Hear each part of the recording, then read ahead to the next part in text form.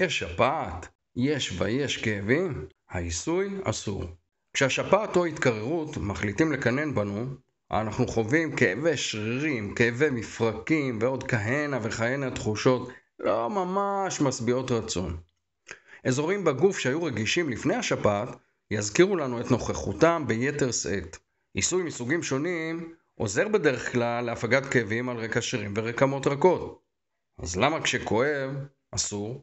כיוון שבשפעת או בהתקררות אנחנו חווים רגישות גבוהה יותר לכאב, וקשה לנו למקד את מקור הכאב, ומכאן להחלה של כאב נוסף עקב המגע. בנוסף לכך נגיב בכאב עקב העיסוי במקומות שאין בהם בעיה אמיתית, ונגרום לתיקון, או ליתר דיוק קלקול, במקום לא רצוי. כמו כן הגוף מצוי בחוסר איזון ובחולשה כללית.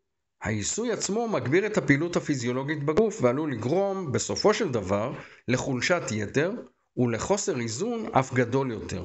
בשפעת או התקררות אנחנו צריכים לאפשר לגוף להילחם בווירוס בכוחותיו הוא, ולצייד אותו לכך במנוחה, שתייה מרובה ומזון קליל ומזין.